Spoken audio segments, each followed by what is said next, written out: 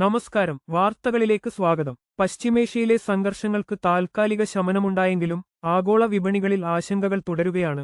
ഇതിന്റെ ഭാഗമായി അമേരിക്കയിൽ നടക്കുന്ന നിർണായക കൂടിക്കാഴ്ചകളിലാണ് നിക്ഷേപകരുടെ ശ്രദ്ധ മുഴുവൻ. അമേരിക്കൻ പ്രസിഡന്റ് ഡൊണാൾഡ് ട്രംപും ഇസ്രയേൽ പ്രധാനമന്ത്രി ബെന്യാമിൻ നെതന്യാഹുവും നടത്തുന്ന ചർച്ച ഇതിൽ പ്രധാനപ്പെട്ട ഒന്നാണ്.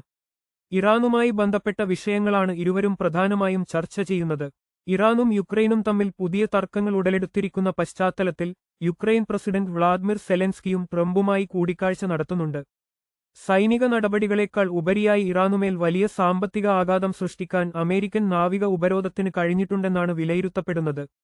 എണ്ണസമ്പന്ന രാജ്യമാണെങ്കിലും ഇറാനിൽ രൂക്ഷമായ പെട്രോൾ പ്രതിസന്ധിയുണ്ടാകുന്നത് ഇതിന്റെ പ്രധാന ഉദാഹരണമാണ്.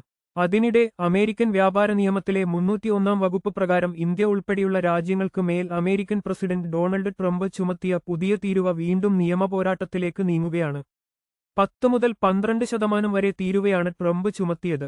ഈ തീരുമാനത്തിനെതിരെ അമേരിക്കയിലെ ചെറുകിട വ്യാപാരികൾ കോടതിയെ സമീപിച്ചിട്ടുണ്ട്. പശ്ചിമേഷ്യയിലെ സംഘർഷങ്ങൾക്ക് താൽക്കാലിക വിരാമമായതോടെ ക്രൂഡ് ഓയിൽ വിലയിൽ വൻ ഇടിവാണ് രേഖപ്പെടുത്തുന്നത്. ബ്രന്റ് ക്രൂഡ് ഓയിൽ വില ബാരലിന് $87.22